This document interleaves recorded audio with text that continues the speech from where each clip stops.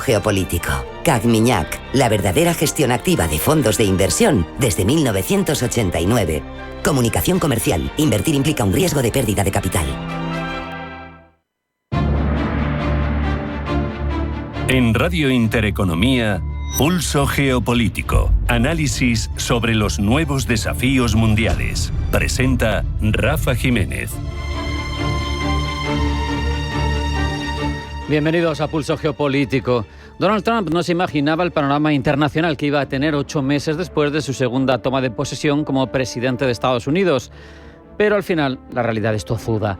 La guerra sigue en Ucrania sin perspectiva de resolución, pero además con un Vladimir Putin envalentonado que parece disfrutar del juego de hacer patente la debilidad de los discursos que llegan desde Estados Unidos y que vaticinan una buena evolución del proceso negociador.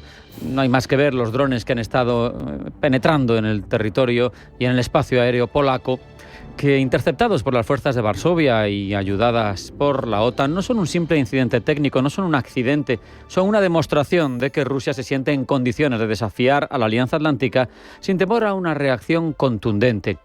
El lenguaje de los hechos, al final, lo que desmiente son las palabras de la campaña de Trump. Ni Ucrania está más cerca de la paz, ni la seguridad europea está más consolidada, ni la figura de Trump, del presidente de Estados Unidos, se proyecta como garante de estabilidad. No hay más que acudir a la reunión de Trump con Putin en Alaska hace apenas unas semanas, que parecía destinada a fomentar, a dejar claro el liderazgo en todos los procesos del propio Donald Trump, pero lo que dejó tras de sí fue la impresión de que el presidente de Estados Unidos aceptaba todo lo que le planteaba Vladimir Putin de una manera u otra. Esas reclamaciones que llegan desde Moscú parecían implícitamente admitidas por parte del inquilino de la Casa Blanca.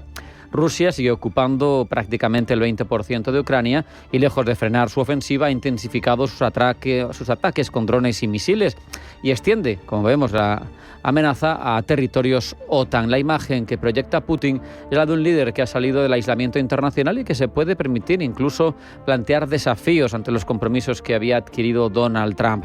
La pregunta, la que se hace probablemente en Varsovia y en Bruselas, es si Washington, bajo este liderazgo de Trump, está dispuesto a respaldar sus palabras con hechos o si todo va a quedar en retórica.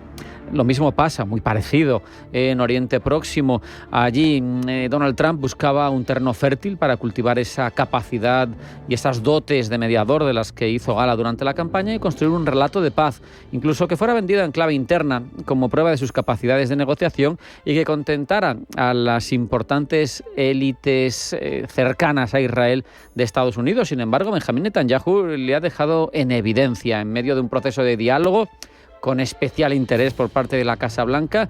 Viene a Israel y lanza un ataque contra líderes de Hamas en Doha, en Qatar, sin avisar a Washington, rompiendo todas las legalidades internacionales. Lo hace con un país aliado de Estados Unidos en la región, con quien tiene Donald Trump una especialmente buena relación, lo que por un lado desautoriza a Donald Trump y por otro daña la credibilidad de la acción diplomática estadounidense.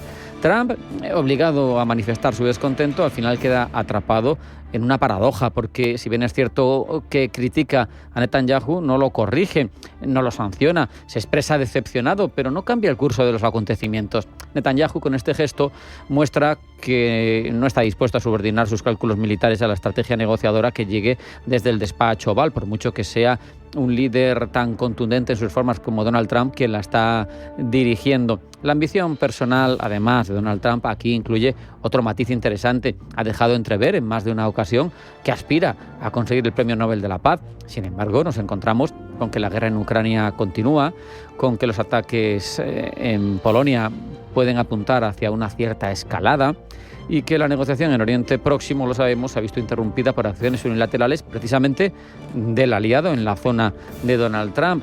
Se le revelan, en cierto modo, por lo menos no le hacen caso, quienes tendrían que estar bajo su protección diplomática. La foto de un Trump laureado como pacificador resultaría chocante si la comparamos con la realidad del escenario internacional que tenemos sobre la mesa en este 2025, que está en llamas en muchas zonas y que en otras está a punto de escalar todavía más el incendio. El contraste entre el discurso de la campaña y los hechos actuales es abismal. Prometía acabar con la guerra de Rusia en Ucrania en 24 horas. Han pasado desde el 20 de enero prácticamente 8 meses y no hay resultados, ninguno. En política internacional la percepción, el prestigio es poder. Y lo que se percibe ahora desde Estados Unidos, al menos en su capacidad de influencia, es debilidad, es improvisación, es falta de resultados. Trump ha intentado compensar con maniobras económicas. Ya hemos visto que ha instado a la Unión Europea a imponer aranceles del 100% a China e India, a los compradores del petróleo ruso, para así intentar apretar a Vladimir Putin. Pero al final lo que se ve sobre el terreno es una Rusia que puede seguir intensificando su ofensiva, cogiendo posiciones y consolidándolas cada vez más avanzadas de cara al parón invernal o a esa suerte de parón que se produce con el mal tiempo en el campo de batalla, atacando sin ningún problema Kiev con oleadas cada vez más potentes, una desproporción muy evidente entre la ambición de las medidas y la urgencia de la situación. La paradoja a la que se enfrenta Trump es evidente. Presume ser un líder fuerte, que sabe manejarse en un mundo de hombres fuertes, pero precisamente aquellos con los que quiere identificarse, Putin y Netanyahu, no hacen más que ponerlo a prueba y sobre todo ponerlo en evidencia. Muestran la debilidad de Estados Unidos, en este caso de Donald Trump, de hacer cumplir su voluntad.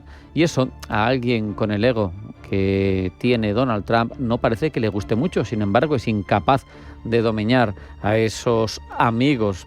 Putin intensifica la guerra. Pese a las concesiones recibidas, Netanyahu bombardea sin consultar, aunque se trate de un aliado de Washington, y ambos actúan de forma autónoma, pero sobre todo desafiando la capacidad de imponer la Pax Americana del propio Donald Trump. Al final la pregunta de fondo es si Trump puede reconducir esta situación, porque el tiempo es evidente, juega en su contra. Estados Unidos debilitado en su liderazgo no es un revés solo para el presidente, no es solo un revés para Donald Trump, lo es para la estabilidad de todo el sistema internacional. Por eso hay que esperar que sepa Trump reconducir la situación y que consiga sus objetivos. Más allá de que le concedan el premio Nobel o no, es evidente que el mundo será más seguro si termina la guerra en Ucrania y si se controlan las aspiraciones imperialistas de Putin y si de alguna manera, aunque sea de forma temporal, porque no podemos pecar de demasiado optimistas, Oriente Próximo encuentra una cierta paz. Vamos a ir ya a un alto en el camino. A la vuelta, titulares de información geopolítica que elabora Blanca del Tronco. No se marchen, sigue Pulso Geopolítico en Intereconomía.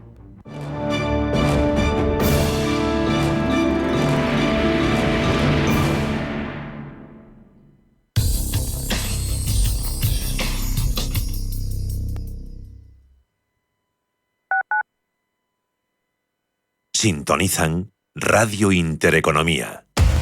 Somos aquello que siempre quisiste ser. Creamos aquello que siempre quisiste tener. Las reglas del juego han cambiado. Somos traders. Operamos. Black Bear Broker. El broker de los traders. Cierre de mercados es como el punto en la I. Un programa que deja las cosas en su sitio. Hola, te habla Javier García Viviani. A las 3 de la tarde comenzamos a Cierre de Mercados en Radio Intereconomía. La mejor manera de estar informado de toda la actualidad económica. Di que nos escuchas. Si una persona sale de un punto A por un camino difícil y otra sale de un punto B por un camino más cómodo, ¿se encontrarán? Acompañamos a personas en situación vulnerable desde la infancia hasta el final de su vida. Porque nosotros no creemos en las coincidencias, creemos en las oportunidades. Fundación La Caixa. Solo es progreso si progresamos todos. Atención inversor, únete al club de inversión de Grupos Eneas. Estamos especializados en la compra, reforma y venta de inmuebles y otros activos, ofreciendo rentabilidades muy atractivas. Coinvierte con nosotros. 91 639 0347. Grupos Eneas, tu aliado en la inversión. Llega la tercera edición de los premios Intereconomía, la gran cita para celebrar la innovación, el talento y la excelencia. Si tu empresa tiene una historia que contar, un proyecto que inspira o un éxito que merece ser reconocido, inscríbete ya. Súmate a esta tercera edición de los premios Intereconomía, donde las empresas que mueven nuestro país son las verdaderas protagonistas. Descubre toda la información en premios.intereconomía.com.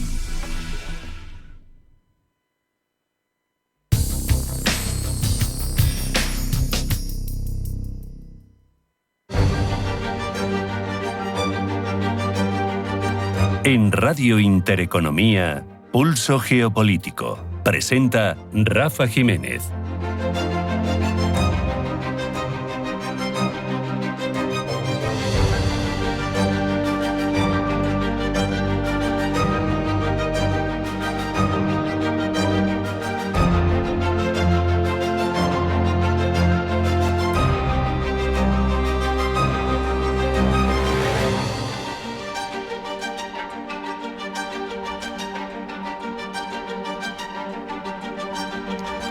Vamos ya con la información geopolítica de la jornada en forma de titulares que elabora Blanca del Tronco. Blanca, bienvenida. Buenas tardes. Buenas tardes. El FBI sigue buscando al autor de los disparos contra Charlie Kirk. El activista estadounidense fue asesinado ayer durante un acto en un campus universitario de Utah. Su asesinato ha avivado la idea de que Estados Unidos vive estos días sumido en un ambiente de creciente polarización y violencia política, incluso con miembros de la ultraderecha diciendo que el país está en guerra tras este suceso. En un vídeo desde el despacho Oval, Trump asegura que su gobierno perseguirá a los culpables.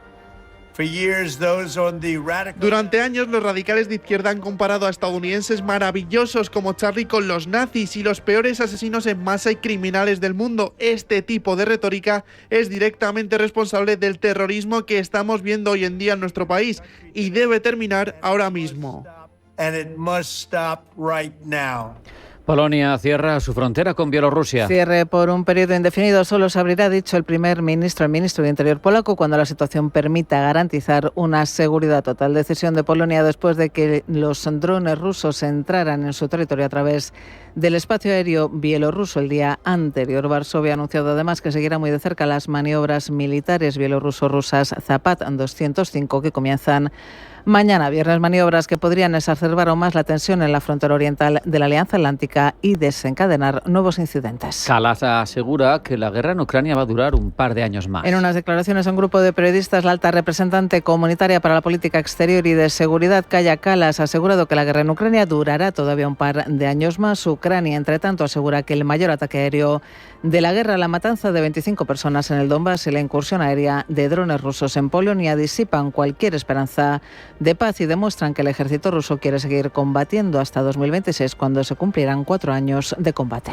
Israel continúa, por su parte, con sus planes para la ocupación de la ciudad de Gaza. Lo hace con nuevas demoliciones de edificios, mientras la tensión en la región sigue creciendo por el ataque contra Qatar y los últimos bombardeos lanzados en Yemen. Por cierto, que según la agencia Axios, Donald Trump habría exigido a Israel que no realice más ataques contra Qatar. Este asunto, el ataque de Israel a Qatar, se abordará hoy en el Consejo de Seguridad de Naciones Unidas. Volvemos a Kallas, que descalifica la actuación de su predecesor, de Josep Borrell. La actual jefa de la diplomacia comunitaria asegura haber hecho mucho más para detener la guerra en Gaza que su predecesor en el cargo, Josep Borrell, y asegura que si no es más contundente con Israel es porque quiere mantener el diálogo abierto con ellos. El Parlamento Europeo ha votado hoy una resolución no vinculante sobre la situación en Gaza, los esfuerzos para lograr la solución de 2 estados y la urgencia de la liberación de los rehenes. Continúa el juicio en Brasil contra Bolsonaro. Quinta sesión de la fase final del juicio contra el que fuera presidente brasileño Jair Bolsonaro por supuesto intento de golpe de Estado, después de las opiniones en los últimos 2 días de 3 de los 5 magistrados que deben pronunciarse. Y los manifestantes en Nepal negocian un gobierno interino con el ejército. Entre los posibles candidatos para liderar el Ejecutivo Provisional está Susila Karki, expresidenta del Tribunal Supremo, todo ello tras la revuelta de la generación Z que ha derrocado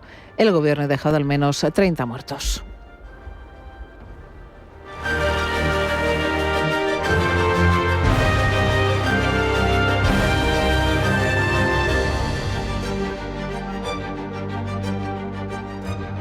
Y ahora es momento de ampliar todas estas informaciones, Blanca. Polonia sigue respondiendo a la intromisión de drones rusos en su espacio aéreo y el de la Unión Europea ha decidido restringir el tráfico aéreo en el este de su territorio hasta diciembre. Ha pedido una sesión de emergencia en el Consejo de Seguridad de Naciones Unidas y también ha solicitado una consulta urgente de la OTAN al invocar el artículo 4. Pablo Llanone. De momento podemos empezar diciendo que símbolo de este alarmismo es que el primer ministro Donald Tusk y el presidente Karol Nawrocki, divergentes en buena parte de los asuntos internos del país, han guardado sus diferencias y han solicitado conjuntamente la activación del artículo 4 de la OTAN.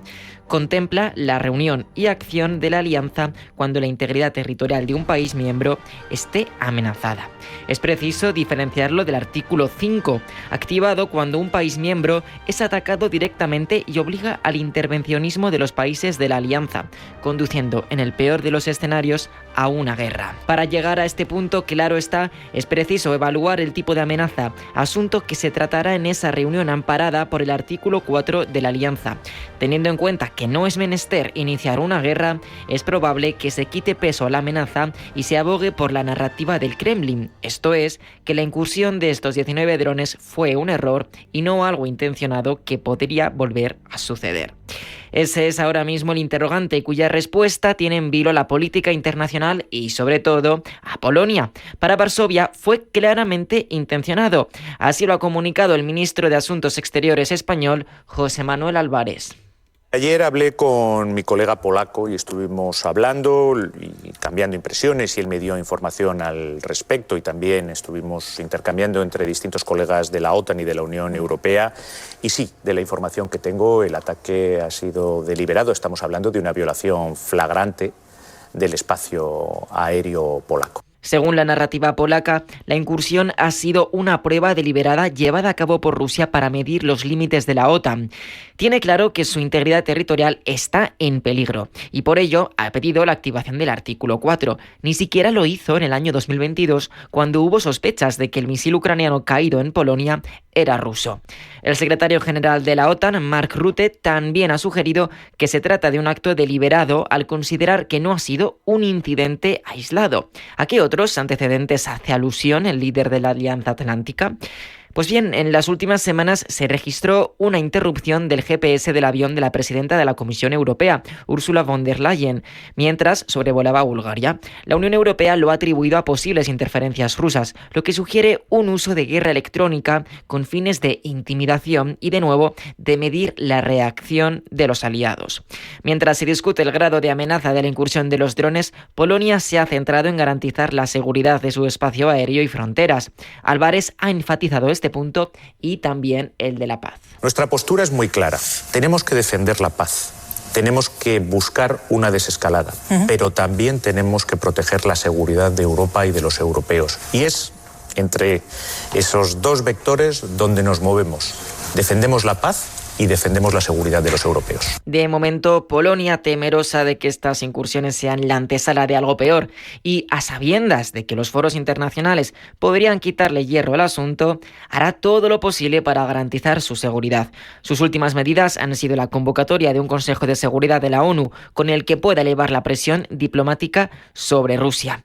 Mientras tanto, a no muchos kilómetros de Varsovia, en Bielorrusia, el Kremlin llevará a cabo maniobras militares que incluirán simulacros nucleares. Como respuesta, Polonia ha cerrado su frontera con Bielorrusia. Y ya tenemos sobre la mesa la decisión de tipos del Banco Central Europeo. Los deja sin cambios en el 2%. Las nuevas proyecciones del personal técnico del BCE presentan un panorama de inflación similar al proyectado en junio. Prevén una inflación general promedio del 2,1% en 2025, del 1,7% en 2026 y del 1,9% en 2027. Para la inflación subyacente prevén un promedio del 2,4% este año, del 1,9% en 2026 y del 1,8% en 2027. El Banco Central Europeo proyecta un crecimiento de la economía del 1,2% en 2025, revisado al alza desde el 0,9% previsto en junio. La proyección de crecimiento para 2026 es ahora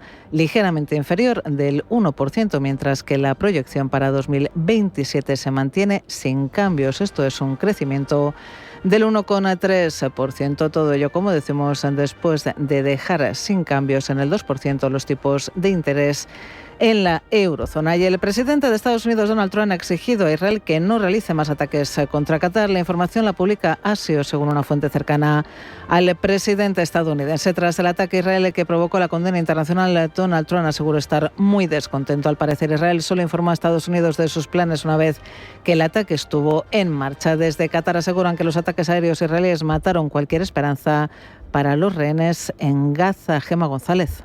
El ataque israelí a Qatar ha acabado con cualquier esperanza de recuperar a los rehenes secuestrados por Hamas, según el primer ministro qatarí Mohamed Al-Thani.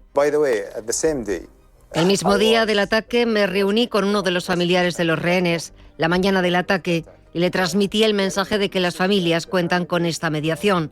No tienen otra esperanza, y creo que lo que Netanyahu hizo ayer simplemente acabó con cualquier esperanza para esos rehenes. Declaraciones de Al-Thani en una entrevista a la CNN, donde el primer ministro qatarí ha calificado de mortal el ataque en Doha, un acto, dice, de terror de Estado, por lo que pide llevar a Netanyahu ante la justicia. No aceptamos semejante amenaza de alguien como Netanyahu y pido llevarlo ante la justicia. Necesita ser llevado ante la justicia. A él ya le busca la Corte Penal Internacional. Está infringiendo todas las leyes, está violando todas las leyes internacionales, matando de hambre a la gente, haciendo todas esas acciones deshonestas en toda la región. ¿Qué sigue? ¿Qué es lo siguiente? Para el primer ministro qatarí, Netanyahu además está haciendo perder el tiempo a Qatar, organizando negociaciones entre Israel y Hamas, por lo que dice su país reevaluará seguir o no como mediador del conflicto. Netanyahu ya ha respondido desafiante a todas las críticas internacionales por su ataque a Hamas en Qatar. Acusa a Qatar de albergar terroristas y sugiere que se reservará el derecho de continuar los ataques en un futuro. Y hoy la alta representante de la Unión Europea, Kaja Kallas, ha defendido su gestión de la crisis humanitaria en Gaza frente a la de su predecesor, Josep Borrell, a quien acusa de no conseguir nada. Pablo. Palabras duras de la representante de la Unión Europea, que ha dejado claro que su gestión ha sido mejor que la de Borrell, tanto que ha convertido, dice, a Europa en el actor más activista por Gaza. Diría que siendo muy directa, ya teniéndome a los hechos, he logrado más en este tema que cualquiera de mis predecesores. Realicé la revisión del artículo 2, sí, me habría gustado que fuera más contundente, pero lo cierto es que no salió absolutamente nada de la Comisión cuando Borrell era vicepresidente. En cuanto al entendimiento humanitario, coincido en que no es suficiente, pero aún así es más de lo que había antes. Aunque Kallas asegura que podría haber hecho más, ha destacado sus mayores logros en los últimos meses. Alcanzó, por ejemplo, el acuerdo humanitario con Israel para aumentar el paso de ayuda. Ha destacado que si se quiere llegar a algo con Netanyahu, hay que insistir. Gracias a ello, ha dicho, han logrado que pasen camiones de alimentos y combustible y que se hayan abierto más puntos de cruce fronterizo, incluidos los pasos por Jordania y Egipto.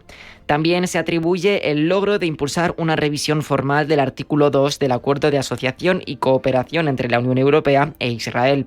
Con esta revisión, la Comisión Europea abrió el debate sobre si las violaciones de derechos humanos en Gaza y Cisjordania por parte de Israel deberían tener consecuencias en la relación bilateral. Ayer mismo, esta consideración se expresó en la futura imposición de sanciones a Israel y el bloqueo parcial de este acuerdo de asociación, anunciado por Ursula von der Leyen. Con todo, existen evidencias que avalan la postura de Kallas y es un hecho que Borrell no pudo sacar adelante medidas concretas más allá de declaraciones debido a la falta de consenso interno en la Unión Europea. Su estilo fue más de denuncia política y diplomática, pero sin herramientas ejecutivas efectivas. En la práctica, los Estados miembros divididos frenaron cualquier acción más fuerte, obstáculos que puede que Kallas haya sabido sortear con más astucia y, por lo que vemos, no tiene reparo en decirlo. La policía y el FBI han iniciado una intensa búsqueda del francotirador que ayer mató desde un tejado al activista y aliado de Donald Trump, Charlie Kirk. Con un certero disparo en el cuello acabó con la vida de este influencer conservador cuando intervenía en un multitudinario evento en la Universidad del Valle de Utah. El FBI ha hecho un llamamiento a la colaboración ciudadana, mientras que Donald Trump ha culpado a la izquierda de su asesinato. Pero ¿quién era Charlie Kirk? Muy reconocido en Estados Unidos, era prácticamente un desconocido en España. Rubén Gil.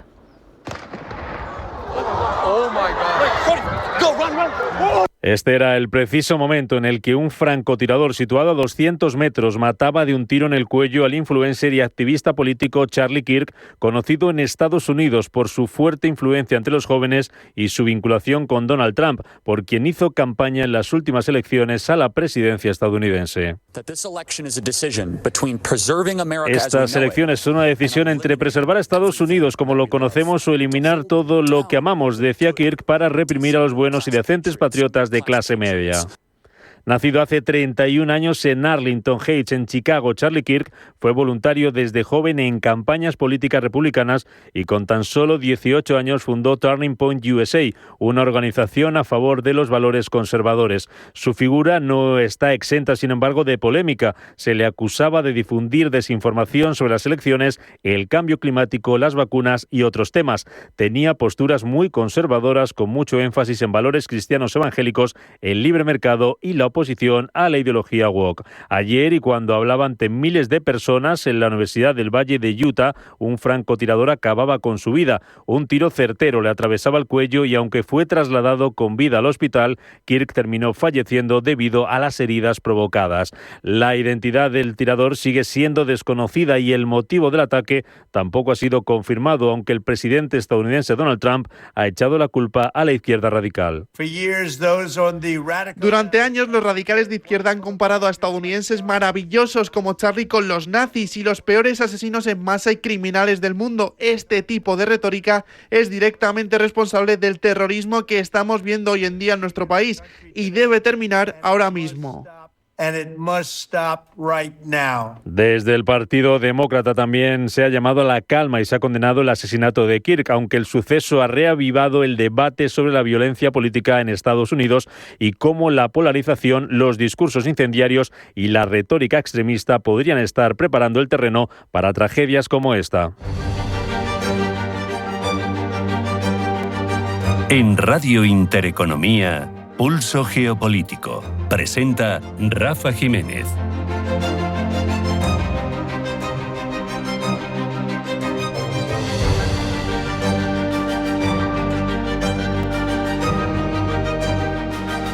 Vamos a terminar antes de tiempo esta edición de Pulso Geopolítico porque tenemos especial Banco Central Europeo, ya saben, a cargo de nuestros compañeros de cierre de mercado, reunión de tipos ha habido en esta jornada y por lo tanto vamos a escuchar sobre todo atentamente lo que nos cuenta Christine Lagarde, las expectativas, porque al final eso es lo que manda en este caso en torno a la política del Banco Central Europeo.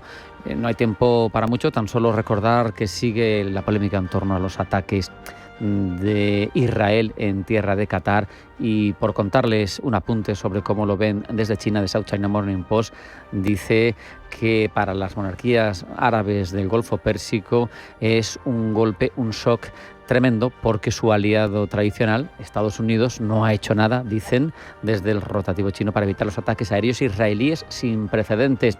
Y hay que recordar que Qatar es hogar de la base militar estadounidense más grande de la región. Por lo tanto, esto puede tener implicaciones geopolíticas perniciosas para la estrategia de Estados Unidos, especialmente en una zona tan caliente del mundo como es Oriente Próximo. Hasta aquí hemos llegado, no hay tiempo para más. Como digo, se quedan con cierre de mercados y el especial Banco Central Europeo. Hasta mañana, porque sí, mañana más.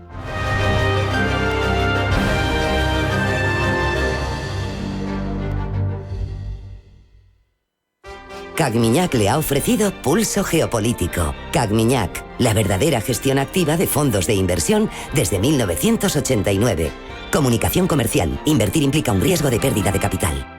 Viaja, ahorra, vive. ¿Tienes entre 18 y 30 años? Pues por ser cliente de la cuenta Jovenin de Caja Rural de Zamora, ahora puedes disfrutar del Carné Joven Europeo de la Junta de Castilla y León gratis. Descuentos en transporte, cultura, ocio en más de 30 países europeos y con un seguro de asistencia en viaje. Actívalo ya y vive tu vida a tope con la cuenta Jovenin y Carné Joven Europeo. Junta de Castilla y León y Caja Rural de Zamora. Gente como tú. No todas las gestoras son iguales. Desde 1989, Cagmiñac ha ofrecido a los inversores una gestión verdaderamente activa y basada en sus convicciones, ayudándoles a alcanzar sus objetivos a largo plazo. A lo largo de nuestra historia, hemos desafiado el consenso y descubierto oportunidades de inversión allá donde se encuentren, explorando todas las posibilidades. Cagmiñac, 35 años de verdadera gestión activa. Más información en cagmiñac.es. Comunicación comercial. Invertir implica un riesgo de pérdida de capital. Los viernes a las 10 de la noche nos visita un gato, el Gato Gourmet. En Radio Intereconomía, Andrés Sánchez Magro presenta una guía semanal gastronómica, enológica, de restaurantes, literaria, musical y con todos aquellos ingredientes para cocinar la buena vida. El Gato Gourmet, con el patrocinio de Marqués de Riscal. Los viernes a las 10 de la noche en Radio Intereconomía.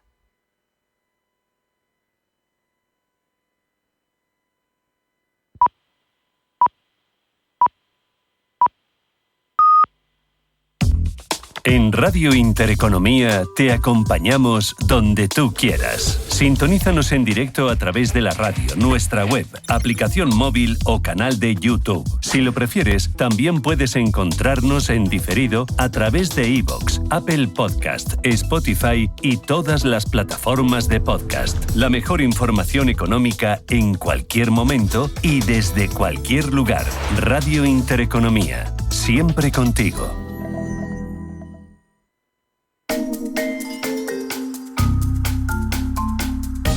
El Banco Central Europeo surge en el año 1998, hace relativamente poco. Surgió como una institución de la Unión Europea para encargarse de la política monetaria de los países cuya moneda es el euro. Su objetivo principal es asegurar la estabilidad de precios que mantenga una inflación inferior pero cercana al 2%. Para ello, el BCE fija los tipos de interés y les hace recomendaciones a los países.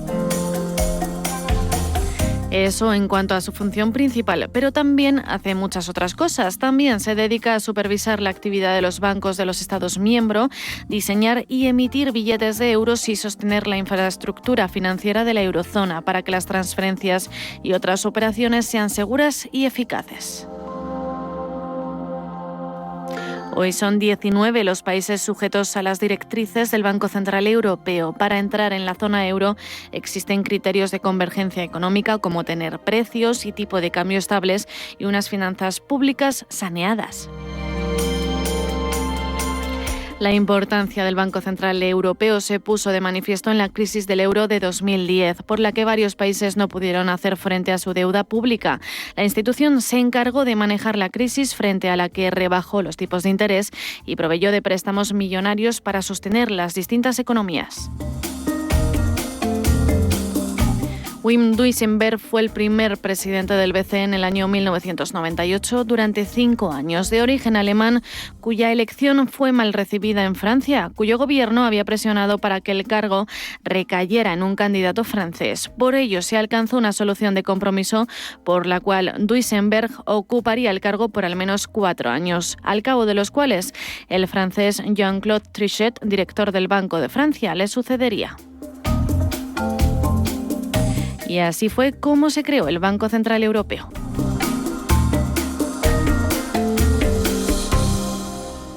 Radio Intereconomía. La información precisa y detallada. La información que usted desea conocer. The ECB. Central bank governors. Inflation expectations. The main risk. Negative interest rates. Monetary policy. The ECB is ready to do whatever it takes to preserve the euro. And believe me, it will be enough. The euro does not belong to the ECB, however well it serves it. It belongs to them, to the people of Europe.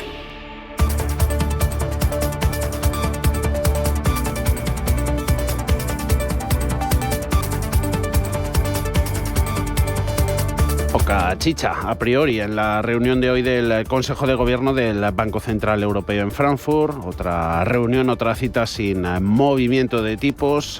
Toda la atención estaba en esa actualización del cuadro macro, previsiones y en los mensajes de Lagarde, lo que nos deja a partir de las 3 menos cuarto de la tarde en rueda de prensa. Un BCE que parece se muestra cómodo con la actual política monetaria en cuanto a equilibrio entre tipos e inflación y por tanto es de esperar que Lagarde ofrezca un mensaje continuista y no anticipe movimientos en el corto plazo. De momento el BCE pues puede sentirse orgulloso de haber logrado un aterrizaje suave de la economía europea, algo extremadamente infrecuente y que debería valorarse quizá de forma más amplia. Veremos hasta qué punto se puede desbaratar todas esas perspectivas con los problemas en Francia y esta su incertidumbre política y fiscal. Eso puede suponer un endurecimiento significativo de las condiciones financieras en la zona del euro. Lo veíamos en las pasadas semanas y probablemente fomentaría, veremos, más recortes de tipos, pero es poco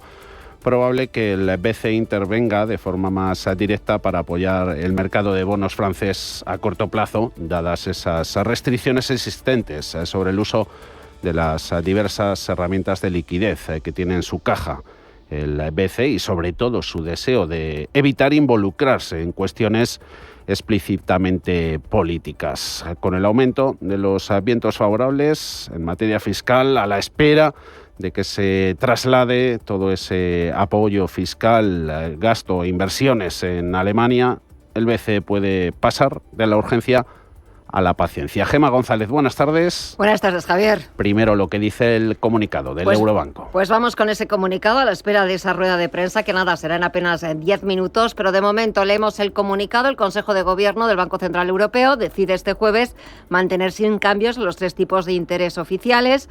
Las razones detrás de esa decisión es que la inflación en la eurozona se sitúa actualmente en torno al objetivo a medio plazo del 2% y la evaluación del Consejo de Gobierno sobre las perspectivas de inflación se mantienen prácticamente sin cambios. Vamos con las nuevas proyecciones. Presentan un panorama de inflación similar a lo que nos dijeron en junio. Prevé el Banco Central Europeo una inflación general promedio del 2,1% este año. 1,7% 2026, 1,9% 2027. Para la subyacente, 2,4% este año, 1,9% 2026 y 1,8% 2027. Vamos con las nuevas proyecciones de crecimiento económico. 1,2% eurozona este año. Se ha revisado al alza desde el 0,9% previsto en junio. Para 2026, sin embargo, la proyección de crecimiento es ahora ligeramente inferior del 1%, mientras que la proyección para 2027 se mantiene sin cambios en el 1,3%. Vuelve a reiterar el Consejo de Gobierno su decisión de garantizar que la inflación se estabilice en el objetivo del 2% a medio plazo. Ha costado, pero ya estamos casi en ello, y que seguirá un enfoque, Javier, basado en los datos y reunión por reunión para determinar la orientación adecuada de la política monetaria. Mercados pendientes de Frankfurt y también de toda la actualidad económica en Estados Unidos. Conocíamos hace unos minutos datos, referencias americanas como todos los jueves. Dato de peticiones semanales de subsidios por desempleo totalizan un total de 263.000 por encima de las 234.000, eso en el mercado de trabajo. Y el frente de los precios, ayer tuvimos aperitivo con los precios en origen, precios de producción o IPC. Agosto no sorprende, se sitúa esa tasa en el 2,9% contra el 2,7% anterior, sin sorpresas. Tampoco en la subyacente, se mantienen más 3,1%, impacto limitado en bolsas después de este dato y después de la decisión del BCE. No hay cambios en las estimaciones de recortes de tipos de la Reserva Federal por parte del mercado en bolsas europeas. Índices de referencia, Eurostoxx subiendo 0,18%, IBEX 35 con repunte del 0,16 en 15.241 puntos. Mercado de divisas suave, muy ligera depreciación de la moneda única. No, ahora está subiendo 0,20%, 1,1717. Actualizamos pantallas también en bonos, donde tenemos ahora mismo la evolución de los rendimientos después de la decisión del BCE y de los datos económicos en Estados Unidos. Caída en el interés del americano, clavado ahora en el 4%, Bund alemán en el 2,64. Empezamos a buscar las reacciones, buscamos también el análisis y comenzamos saludando a Alexis Ortega, que es profesor de finanzas de EAE Business School. Alexis, muy buenas tardes, qué gusto da volverte a ver, ¿qué tal todo? ¿Qué tal? Muy bien, Gemma, muchas gracias. Gracias por invitarme. No, siempre es un placer tenerte con nosotros y en un especial del Banco Central Europeo en el que, pues de nuevo, sin sorpresas, cumple el guión previsto. Los de Christine Lagarde mantienen los tipos. Como decía antes Javier García Viviani, hemos pasado un poco de la prudencia a ser pacientes, a esperar, a no precipitarse, ¿no? Sí, yo creo que hay hecho mucho ya. Por lo tanto, de alguna manera, quizás nos estábamos acostumbrando a bajadas de cuartos de punto casi y una cierta sensación de que Europa necesitaba por el tema del crecimiento pues una bajada de tipo de interés, pero realmente ese proceso no puede ser sine die y en algún momento tiene que haber una pausa y un cierto grado de estabilidad. Y yo creo que prácticamente un nivel del 2 para la tasa de descuento y 2,15 para el tipo principal de financiación, pues yo creo que son niveles que ahora mismo podrían considerarse neutrales y salvo que tengamos una situación que pueda ser una desaceleración muy fuerte de la actividad económica, o en otro caso, que es una tesis que estoy defendiendo yo últimamente mucho, que el euro se vaya pues, a niveles sustancialmente por encima del 1,20 hacia el 1,25, pues en este momento no hay razones para bajar los tipos de interés. Yo creo que hay un miembro del Banco Central Europeo, Schabel, que nos vino a decir incluso que pensáramos en que a lo mejor se empezaban a subir los tipos antes de tiempo, con lo cual creo que nos están lanzando una indicación. Ya hemos llegado al final. Y yo creo que, salvo que se den estas dos circunstancias que yo digo, no hay en este momento ninguna aliciente como para tocar más los tipos de interés. Y alicientes, Alexis, buenas tardes. Tampoco apuntan las nuevas proyecciones del personal técnico de Frankfurt. Ahí prevén que la inflación general promedie 2,1 en 2025, baje al 1,7 en 2026, luego repunte ligeramente en 2027 y ese crecimiento se proyecta avance del 1,2% en 2025 desde el 0,9% previo. ¿Qué te parece? En principio yo creo que es un poco el esquema. La verdad es que el nivel de crecimiento es muy pequeño, pero en cualquier caso es una revisión al alza del crecimiento de este año, con lo cual avala la idea de que quizás ya las medidas para el crecimiento se están poniendo sobre la mesa. Y en cuanto a las previsiones de IPC subyacente, me parecen poco ambiciosas, porque en el fondo, desde prácticamente el año 2008, la inflación subyacente ha tenido una media de prácticamente el 0,9%, es decir, ha estado prácticamente por debajo del 1%, y previo a eso ha estado entre el 1,5% y 2%, y ahora prácticamente la llevamos estancada, aunque se va acercando a ser ese 2%, pero prácticamente casi no lo vemos por debajo del 1,9, 1,8, 1,9 el año que viene y 1,8 el siguiente de la subyacente, y de alguna manera nos viene a decir que el problema de la inflación está todavía lejos de estar resuelto del todo. Alexis, comentabas cómo hay algunos miembros, y les hemos escuchado recientemente, bueno, pues hablando de esa pausa, de esa necesaria pausa, que un poco de que ya hemos llegado al final, pero quizás ahora la pregunta sea si no vamos a darle la vuelta y vamos a empezar a ver subidas de tipos, porque quizás un catalizador para esas futuras decisiones de política monetaria del Banco Central Europeo es una economía norteamericana mucho más débil que provoque precisamente lo que tú estabas contando, un fortalecimiento del euro. Claro, por eso ese es el elemento. Hemos tenido con el euro un fortalecimiento prácticamente desde marzo, que es cuando prácticamente se quedaba claro que la Reserva Federal estaba cada vez más lejos de una bajada de tipo de interés, y sin embargo nosotros seguíamos un poco con esas bajadas de tipo de interés, hasta marzo, digamos. Luego hasta marzo se ha tranquilizado un poco el asunto y aún así el euro, con estas políticas arancelarias de Donald Trump y esa necesaria devaluación que requiere o pide de alguna manera el propio Donald Trump, ha hecho que el euro suba. Ahora nos encontramos con un escenario completamente distinto, que es casi el contrario que hemos tenido durante el año 24, que es unos Estados Unidos que puede bajar los tipos de interés. Incluso no me extrañaría que pueda haber una bajada de medio punto en la reunión de la semana que viene por parte de la Reserva Federal. Yo creo que es un factor que no había que descartarlo. No creo que es el escenario principal. Yo creo que va a haber una bajada de un cuarto de punto, pero no me extrañaría nada de que hubiera una bajada de medio punto.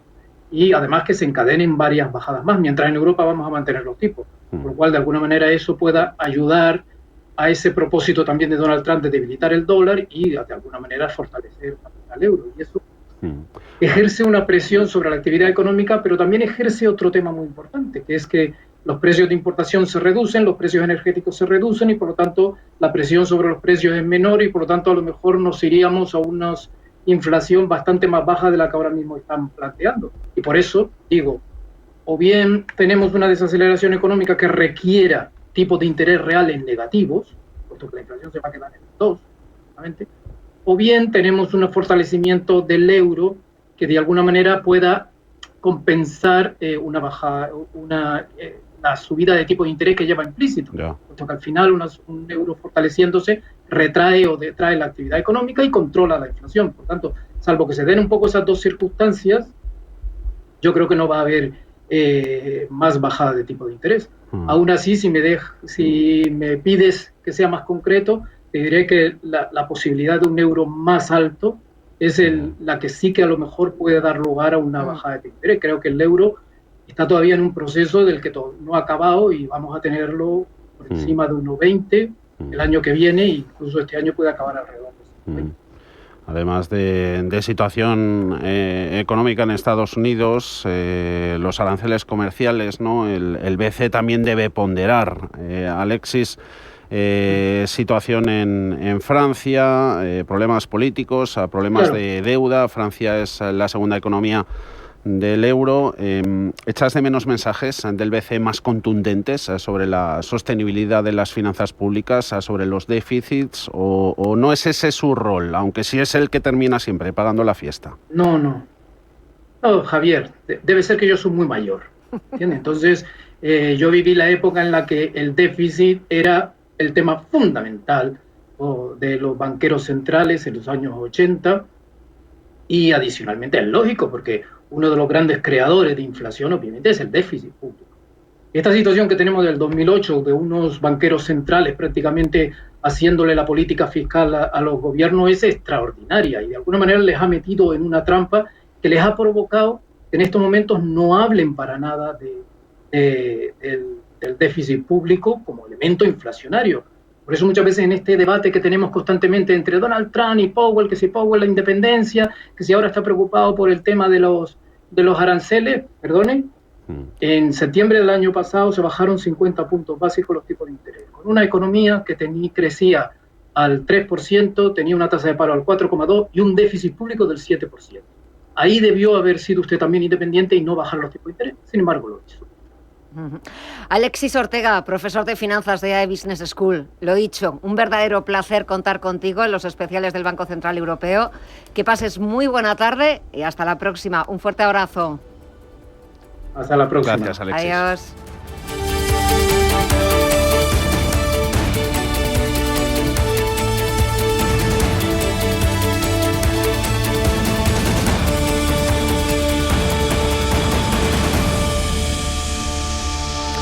A puntito, Gema, de empezar a hablar. Están los fotógrafos terminando de hacer sus fotografías. Christine Lagarde en esa rueda de prensa, como siempre, acompañada del director de comunicación y del número 2 de la francesa en el Banco Central Europeo, Luis de Guindos. A ver si le escuchamos respondiendo a alguna de las cuestiones. Enseguida más análisis.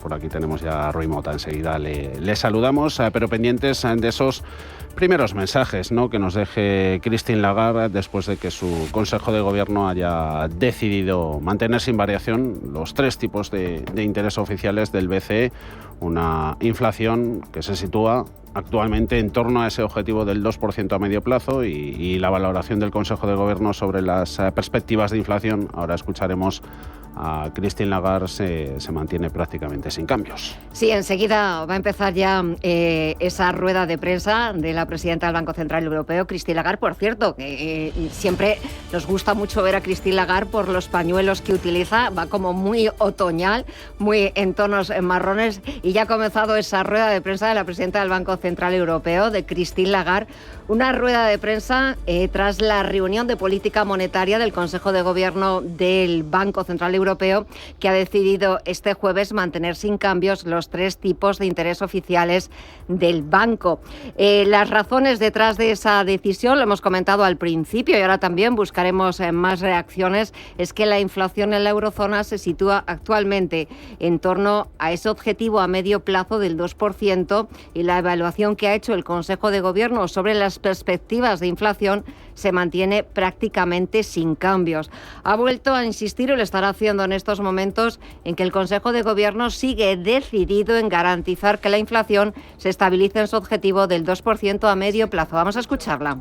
4% in 25, 1.9% in 26 and 1.8% in 27. The economy is projected to grow by 1.2% in 25, revised up from the 0.9% expected in June. The growth projection for 26 Está hablando Christine Lagarde de las nuevas previsiones macroeconómicas. Se proyecta un crecimiento de la economía del 1,2% este año. Se ha revisado al alza desde el 0,9% previsto en junio para 2026. La proyección de crecimiento es ligeramente inferior del 1%, mientras que para 2027 se mantiene sin cambios en el 1,3%. In particular, our interest rate decisions will be based on Las decisiones del Consejo de Gobierno sobre los tipos de interés se basarán en su evaluación de las perspectivas de inflación y de los riesgos que la rodean, a la luz de los nuevos datos económicos y financieros, así como de la dinámica de la inflación subyacente y la solidez de la transmisión de la política monetaria.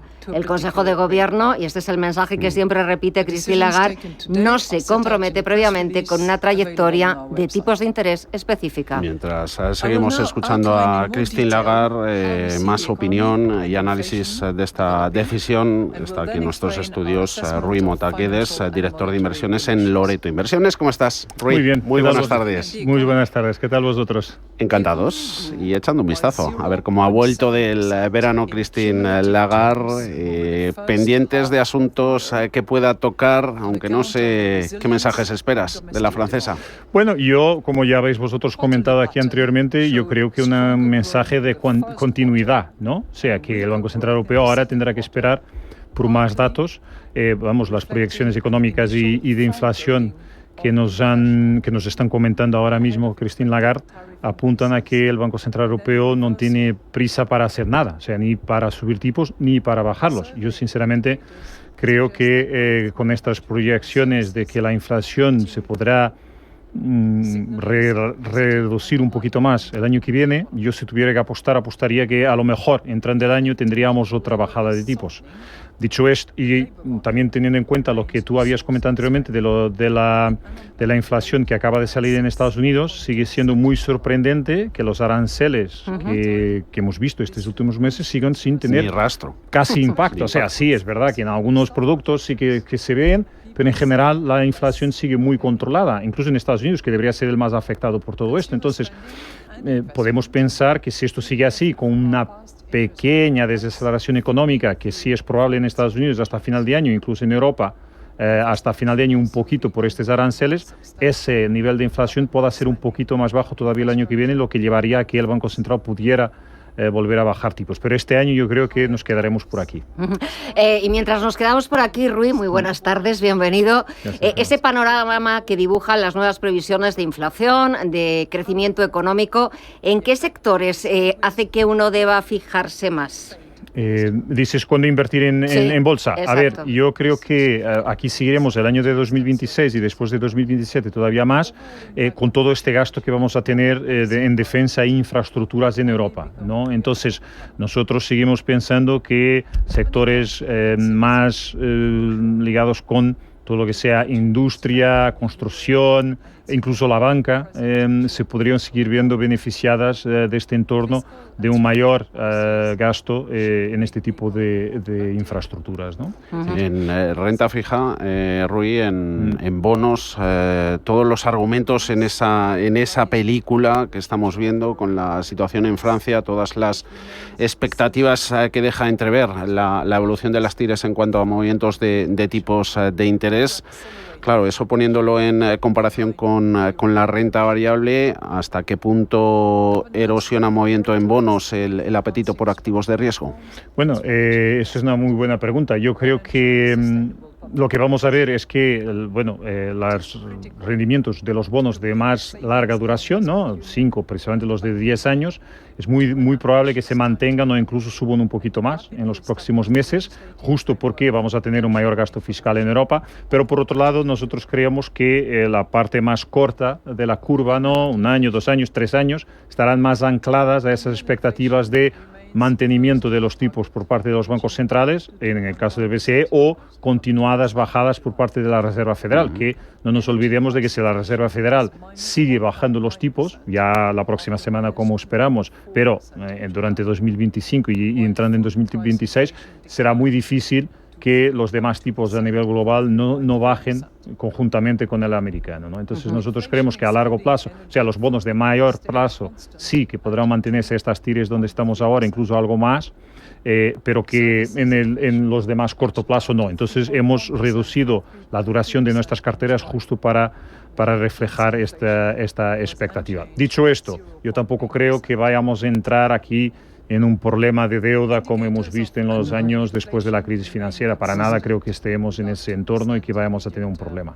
Comentando Christine Lagarde, la seguimos escuchando de fondo, diciendo que el mercado laboral en Europa sigue siendo fuente de fortaleza. Asegura la francesa que la inversión debe estar respaldada por ese gasto público. Asegura también que los aranceles más altos, un euro más fuerte, la competencia para frenar el crecimiento y vientos en contra del mismo deberían desaparecer, asegura, el próximo año. Y en materia comercial insiste en que el impacto de los acuerdos comerciales, esa firma entre Washington y Bruselas, será cada vez más claro con el tiempo. Aún así, dice que los recientes acuerdos comerciales han reducido la incertidumbre. Y fíjate, hablando de este 2025 y quizás ya mirando más hacia 2026, lo contaba antes también con nuestro primer invitado, Alexis Ortega, de cómo el escenario ha cambiado entre Europa y Estados Unidos. Europa ha sido en este ciclo mucho más agresiva, o el Banco Central Europeo, que la Reserva Federal, pero me da la sensación, no sé si ya a partir de la semana que viene, que esto va a cambiar. Sí, a ver, yo estoy de acuerdo. Es verdad que la Reserva Federal ha tardado más en bajar, pero también porque la economía americana hasta hace unos par de meses seguía con una fortaleza bastante por encima de lo esperado. Había mucha gente, si os acordáis, del año pasado que decía que íbamos a entrar en una recesión en Estados Unidos y al final esta recesión no ha venido en ningún sitio. Entonces el Banco Central, además con el desempleo en mínimos y la inflación todavía por encima del objetivo, la Reserva Federal no tenía por qué bajar los tipos de interés. Mientras que nosotros aquí en Europa, aunque se lo pidiera Trump muchísimas veces, aquí en Europa eso no es así. O sea, sí que nuestra actividad económica, desde luego, somos una economía menos productiva que la americana, no tenemos una capacidad de crecimiento tan potente. Por ejemplo, cuando estábamos hablando de que en 2027 estaremos creciendo al 1,3%, eso ya es muy cerca del potencial de crecimiento de la economía europea. O sea, no podemos crecer mucho más que eso sin generar inflación, desafortunadamente. Entonces, aquí sí que teníamos que bajar los tipos antes. Ahora, yo creo que hemos llegado a lo que los bancos centrales dicen que es este aterrizaje suave y así espero que sea. Pero como digo, yo sigo pensando que este año más recortes por parte del BCE no vamos a tener, pero que sí el año pasado, no solo también por la fortaleza del euro, que yo creo que seguirá subiendo este año, pero es posible que el año que viene podamos tener algo más de recorte si vemos esa inflación un poco más débil de lo esperado. Y por aquí lo iremos viendo. Rui Mota Guedes, Loreto Inversiones, un placer. Como Muchas siempre. gracias. Hasta la próxima. Hasta la próxima. Gracias. Gracias. Buena tarde.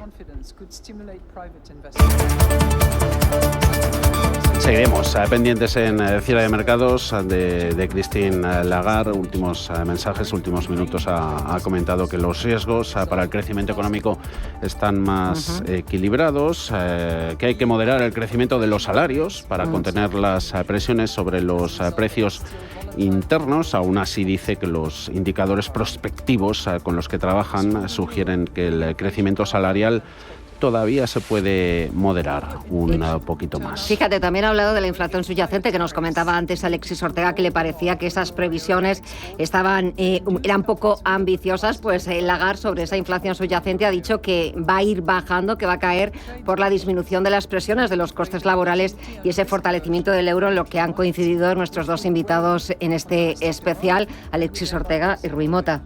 Enseguida volvemos. En cierre de mercados futuros sobre índices estadounidenses a por nuevos récords. Va S&P 500, 6.554, sube un 0,23%. Enseguida volvemos. In defense and infrastructure spending. Radio Intereconomía. La información precisa y detallada. La información que usted desea conocer.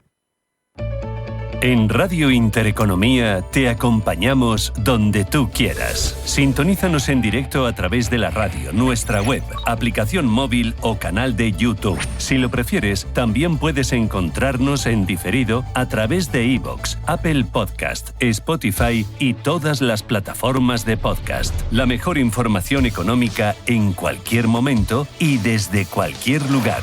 Radio Intereconomía, siempre contigo.